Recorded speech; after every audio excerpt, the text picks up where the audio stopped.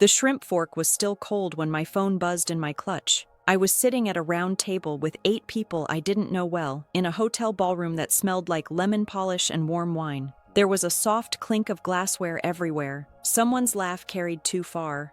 The band was playing something slow and safe. I glanced down out of habit more than concern. Pack your desk Monday, we're streamlining. Your services aren't needed. No hello, no punctuation, not even my name. I didn't react, I didn't look around. I just read it once, then put the phone back in my lap and kept my face the same. It felt like the moment right before a storm, when everything goes quiet, but you can tell the air has changed. The only thing that moved in me was a small, steady thought. He sent that during the client gala. And then, as if my brain had pulled a file from a drawer, I pictured something I hadn't thought about in years. An old contract page with a yellow highlight and a signature block I could still see in my sleep. A few minutes later, the person beside me would lean in and ask a question I wasn't expecting, but not yet.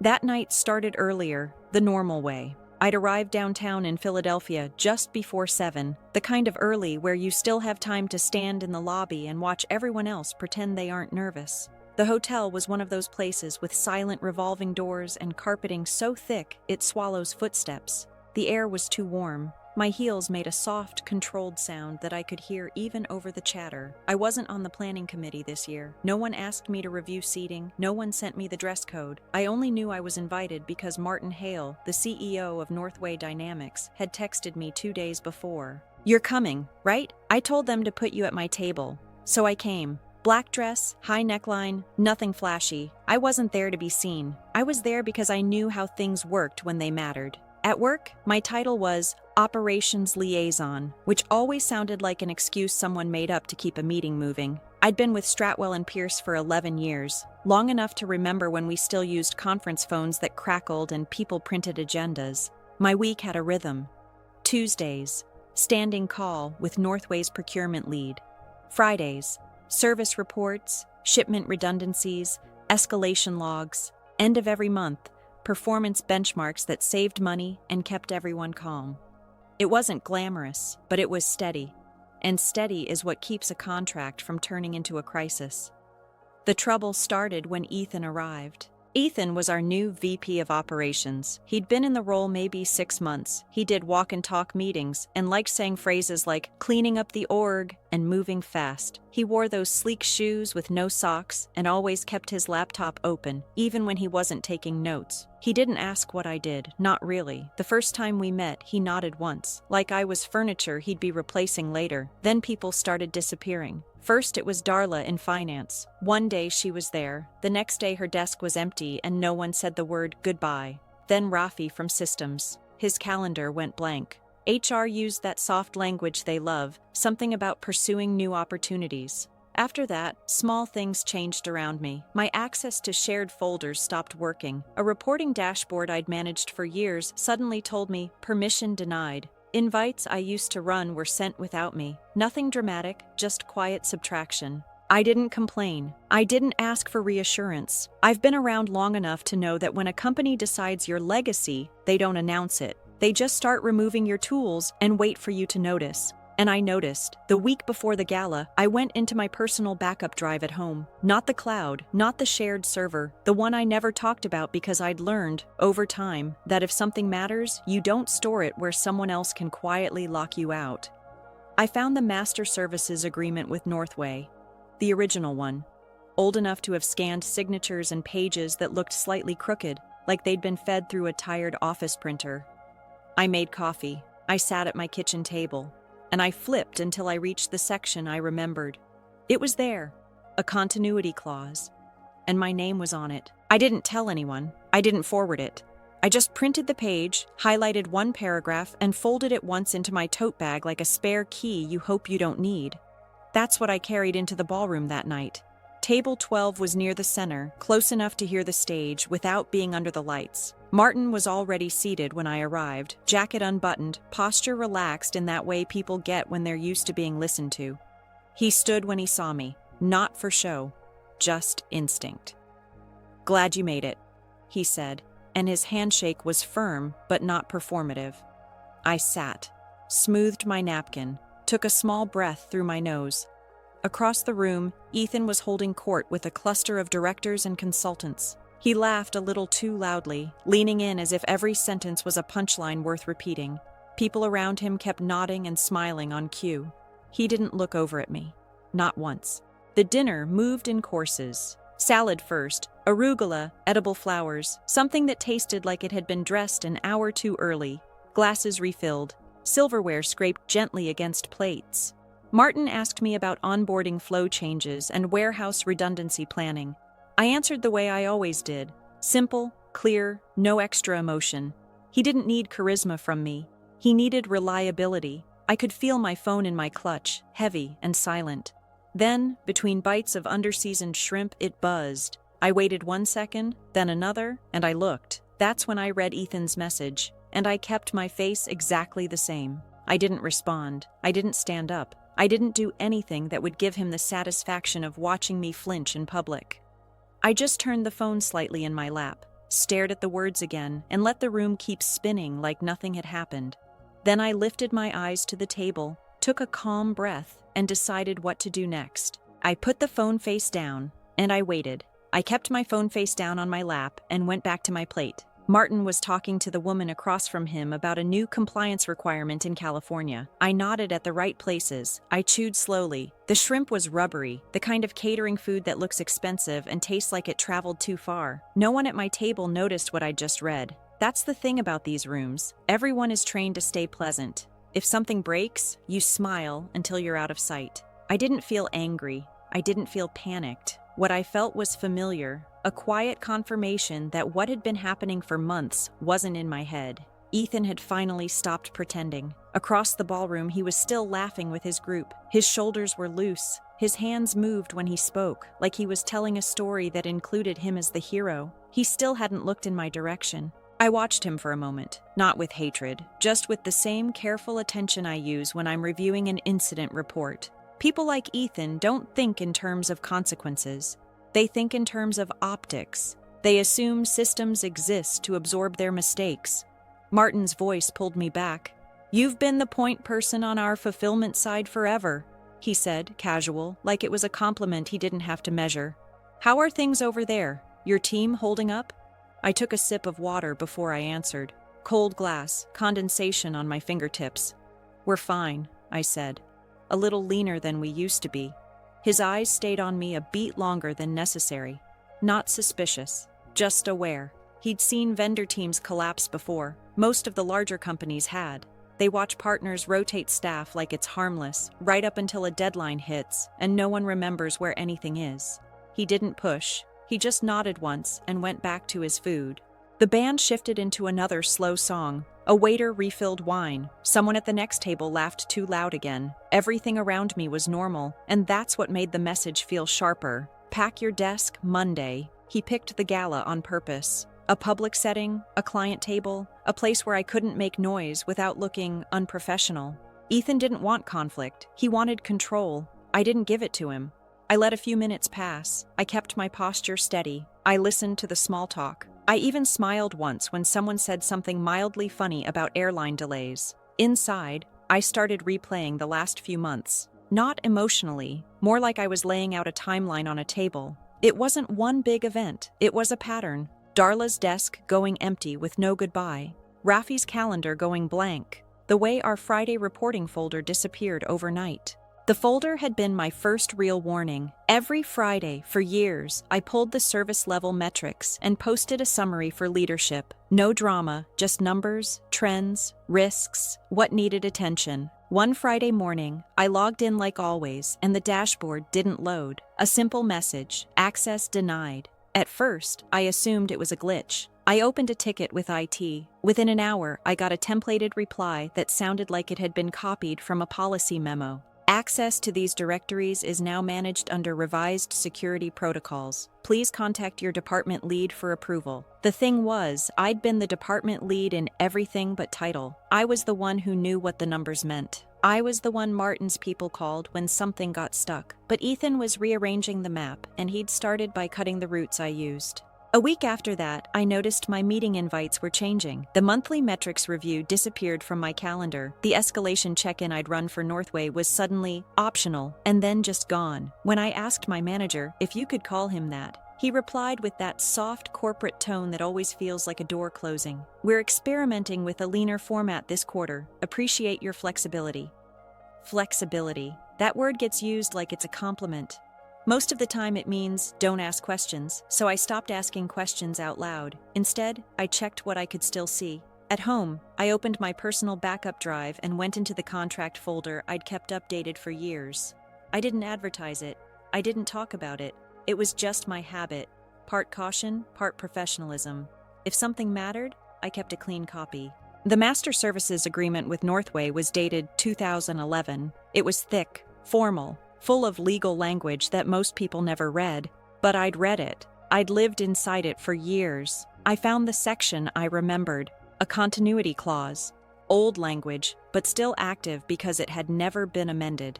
It existed because years ago, a project manager on our side vanished mid-contract and left Northway scrambling during a government delivery window.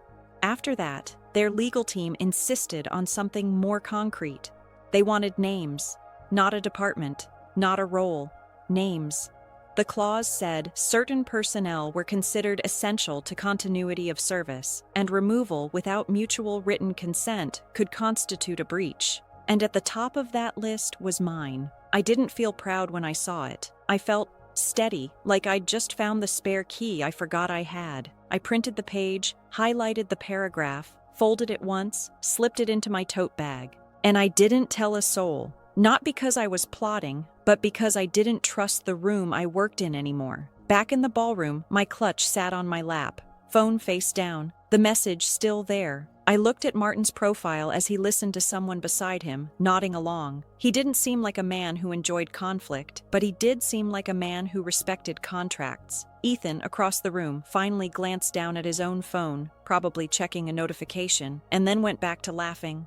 I let another minute pass, then another. I reached into my clutch again, not hurried, not shaky. I turned my phone over and read Ethan's message one more time to make sure I hadn't misread it. I hadn't. Then, without turning my head, I angled the screen slightly toward Martin, just enough for him to see the text. He paused mid-motion, fork hovering near his plate. His eyes moved across the words once, then again. He didn't widen his eyes. He didn't gasp. He didn't look at me like I was fragile. He simply set his fork down, slow and controlled, and leaned a little closer, like we were discussing shipping routes. In a low voice, calm as ever, he said, "Do you remember the continuity clause?" I met his eyes and nodded once. He looked back at my phone. Then he did something I wasn't expecting. He reached for his own, and I watched him unlock it with the same unhurried focus I'd seen during audits and escalation calls. The kind of focus that means a decision has already been made. He opened a new message thread, thumbs poised. Then he glanced at me again, not asking for permission in words, but checking one last time. I kept my face neutral, and I gave him a small, quiet nod. He lowered his gaze back to the screen, and he started typing. I watched Martin type without rushing. 2 thumbs, short lines, no wasted motion. He didn't angle the phone away from me, but he didn't show it yet either. This wasn't a performance. It was procedure. Across the room, the band kept playing. Someone clinked a glass for a toast that hadn't been scheduled. The ballroom stayed loud enough to hide anything important. Martin finished typing and didn't send it right away. He set the phone down on the table, screen dark, and took a small breath through his nose. Then he looked at me again, not kindly, not coldly, just directly. "You're sure?" he asked. It wasn't a dramatic question. It was the same tone he used when confirming shipment reroutes or escalation thresholds. The tone of someone who understands that once you move, you don't move back. I nodded once, barely. That was enough. He picked the phone back up and pressed send. I didn't see the message, but I didn't need to. I already knew the structure. Martin doesn't write long notes when something matters. He writes statements. He placed the phone face down between us, adjusted his napkin, and picked up his fork again like nothing had changed. I did the same. There was no rush of relief, no spike of adrenaline, just a sense of alignment, like something heavy had clicked into place. Across the ballroom, Ethan was still laughing. Someone clapped him on the shoulder. He leaned back, relaxed, like a man who thought the night was going exactly as planned. His phone was in his jacket pocket. I took a bite of my food. It was still bad. Overcooked, underseasoned. I chewed anyway. A few seconds passed, then a few more. Martin took a sip of his drink and said conversationally, "They're doing the custard dessert tonight. They always scorch the top," I said. He smiled slightly, not amused, just aware. The shift didn't happen all at once. It never does. It starts quietly, like pressure redistributing. I noticed it first in the way people started checking their phones more often. Small glances, brows tightening. Someone at a nearby table leaned in to whisper to another person and then stopped mid-sentence, as if they'd realized where they were. Ethan's phone buzzed. He didn't notice right away. He was in the middle of a story, hands moving, body angled toward his audience. Then it buzzed again, sharper this time. He paused, laughed it off, and finally pulled it from his pocket. I didn't look at his face directly. I watched the space around him instead. His shoulders stiffened. The smile didn't drop, but it froze, just a fraction too long. He glanced up once, scanning the room, and his eyes passed over me without recognition.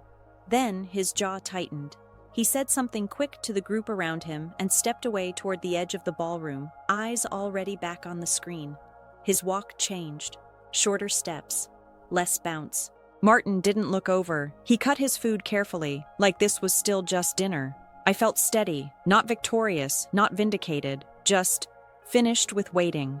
When dessert arrived, Ethan's chair was empty. His napkin was still folded, his wine untouched. Someone from his group kept glancing toward the lobby, phone in hand. Another person leaned in and whispered. The laughter around that cluster softened, then thinned out entirely. The custard was, predictably, burned. I ate it slowly. There was no need to rush. Whatever was happening now didn't require my involvement. Systems were already in motion. Once legal teams start pulling documents, they don't stop because someone regrets a text message. After dessert, the speeches began. I clapped when everyone else clapped. I stood when everyone stood. My posture didn't change. At some point, Martin leaned slightly toward me and said quietly, "Sit tight." I nodded. That was all. When the gala finally ended, people spilled into the lobby in clusters, voices overlapping, energy uneven. I walked out calmly, heels clicking against marble, and stepped into the cool night air. My phone buzzed once. A new message from Martin. "Tomorrow we'll be busy. Don't answer anything yet." I typed back a single word. Understood. Then I put the phone away and got into my car.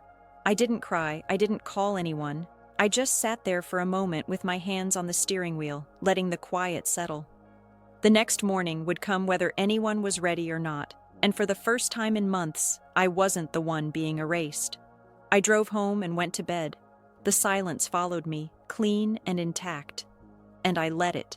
Monday arrived without ceremony. I woke up at the same time I always did, made coffee, fed the cat, checked the weather like I still had somewhere to be. Habit has its own momentum. By 8:15, my phone had already buzzed 3 times. I didn't look at it. Martin had been clear, don't answer anything yet, so I followed the rule. At 8:42, I drove to the office anyway. Not because I expected to stay, but because I believe in finishing things properly, even when the other side doesn't.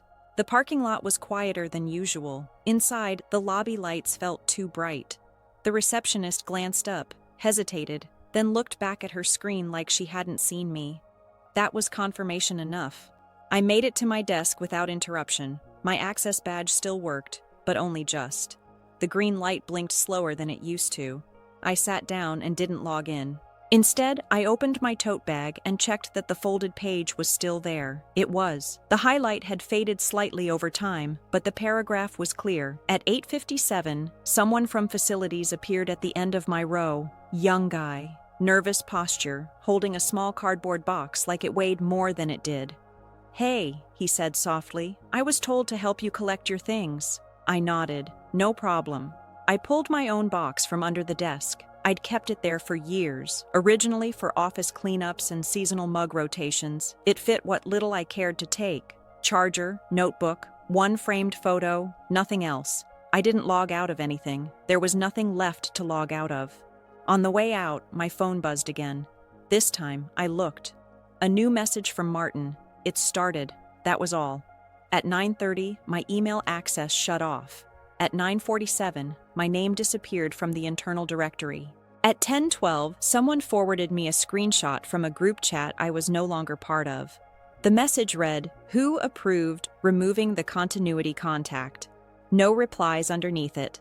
That was when I sat down at my kitchen table and laid everything out the way I always do when something gets complicated. Not emotionally, structurally. Step 1, stay quiet. Silence wasn't avoidance, it was containment. Step 2, let third parties do the speaking. When a contract names you, you don't argue, you confirm. Step 3, document nothing new. Everything that mattered already existed. By noon, Martin's legal team had formally flagged the termination, not escalated, flagged. There's a difference. Flags trigger reviews. Reviews trigger questions. Questions trigger paper trails. By mid-afternoon, Stratwell and Pierce's legal department had entered what I've come to recognize as controlled panic. Emails went out with phrases like contextual interpretation and outdated language, words meant to soften something that was very sharp. The problem was, the clause hadn't been amended, not once, not in 11 years, and there was no ambiguity about the language. By Tuesday morning, a formal notice of breach had been filed, not threatened, filed. The number attached to it wasn't dramatic. It was specific, calculated, built from delivery penalties, government delays, and contractual exposure. When numbers are that precise, no one argues about feelings. I spent Tuesday doing normal things. Laundry, grocery shopping, watering the plants on the porch. I didn't refresh my inbox. I didn't check LinkedIn. None of that would change the process.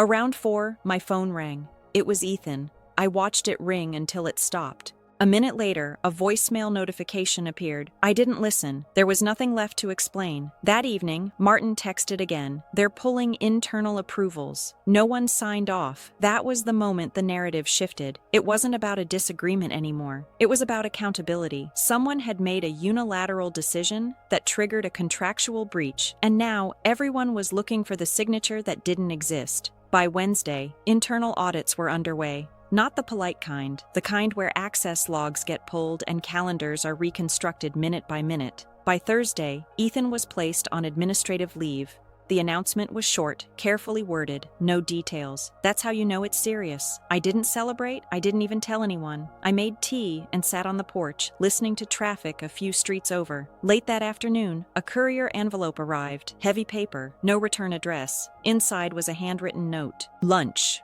Just us, my treat.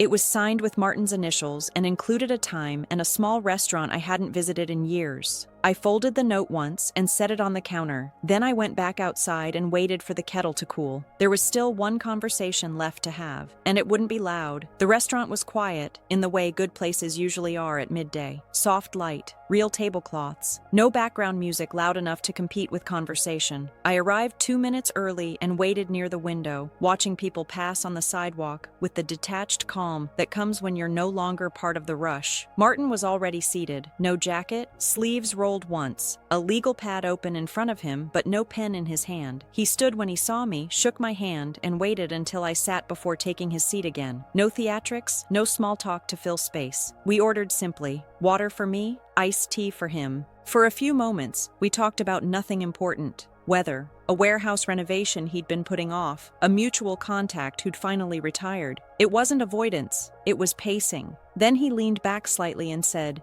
"They're struggling to explain how this happened." I nodded. "They will." He looked at me, measuring. "No one approved your termination. Not HR, not legal, not the board." "I know," I said. "They're saying Ethan assumed authority he didn't have." "That sounds right." Martin's mouth tightened, not in anger, but in recognition. He flipped one page on the legal pad, though there was nothing written on it. "They filed a response," he continued, "claiming the clause is outdated, that your role isn't central anymore." I didn't interrupt. I let the silence sit until it became his responsibility again. "They're wrong," he said finally. "Yes," I replied. That was it. No argument, no defense. The facts didn't need embellishment. He slid a thin folder across the table. 6 pages, clean formatting. No dense paragraphs meant to hide things. Just terms, scope, compensation. "I'm offering you a position," he said. "Director of Continuity. You define it." I didn't open the folder right away. "What happened to the person who held that role?" I asked. He didn't hesitate. "We never formalized it. We relied on vendors too much. That's over."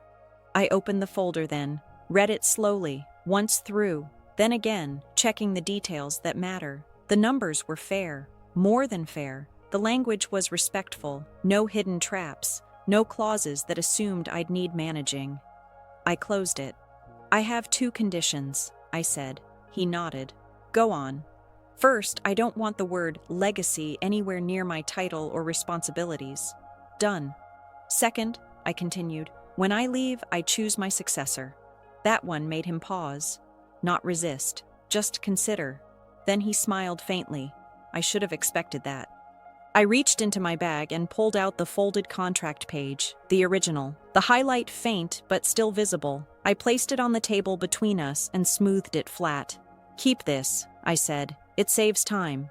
He didn't joke. He didn't comment. He simply nodded, like someone accepting something important. We finished lunch without ceremony. No handshake this time, just an understanding. When I left, the folder was in my bag. The old contract stayed on the table. Outside, the air felt lighter, not triumphant, just clear. The confrontation was over. What followed would be quieter and far more final. The paperwork moved faster once there was nothing left to argue about. By the end of that week, the breach notice had done its work. Not loudly, not publicly, just thoroughly. When contracts unravel, they don't snap. They loosen thread by thread until the shape can't be denied. Stratwell and Pierce tried one last correction. A revised memo went out internally calling my termination a procedural misstep.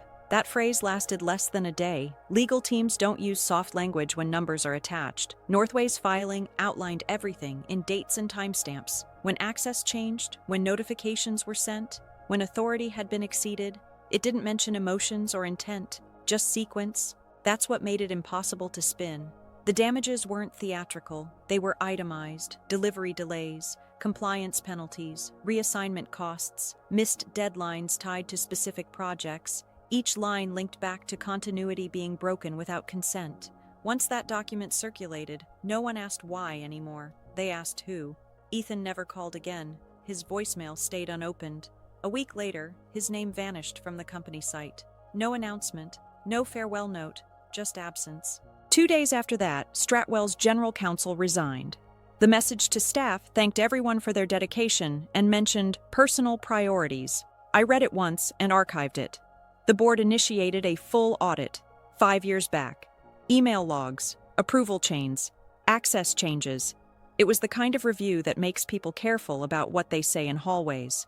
By the following Wednesday, Northway terminated all active engagements with Stratwell and Pierce. The notice was 1 sentence long, clear and final. Stock analysts noticed, so did other clients. None of that required my input. I wasn't CC'd, I wasn't consulted, I wasn't asked to clarify anything. The facts spoke without me, which was exactly how it should have been. The offer from Martin came through formally on Thursday morning. Clean PDF, no pressure language, no urgency markers, just a start date and a scope that fit on 1 page. I signed it digitally and closed my laptop. That afternoon, I reorganized my kitchen cabinets, threw out expired spices, lined things up the way I like them, labels facing forward, nothing crowded. On Friday, a small package arrived, brown paper, no return address. Inside was a simple frame, dark wood, clean glass, and inside it, a copy of that same contract page, clause intact, highlight faded but visible. My name's still there.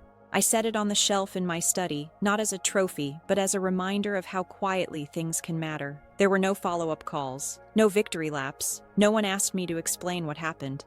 By Monday, the noise had moved on to the next issue. It always does, and I was exactly where I needed to be. My new routine settled in quietly. Mornings started without alarms. I made coffee and opened the back door to let in air before I opened any screens. Most days, my work fit into a few focused calls and a short review of documentation that already existed. No fire drills, no late night just circling back messages. Stability, it turns out, sounds a lot like silence. In the afternoons, I walked the neighborhood. Same route, same cracked sidewalk near the corner, same old maple that drops leaves earlier than the others. I started noticing small things again, the way the light hit the porch rail, the sound of a distant lawnmower, the rhythm of ordinary time. The framed contract stayed on the shelf in my study. Not centered, not spotlighted, just there. Every once in a while during a call, someone would pause and say, "We should probably run that by you first." Not deferential, just careful. And that was enough.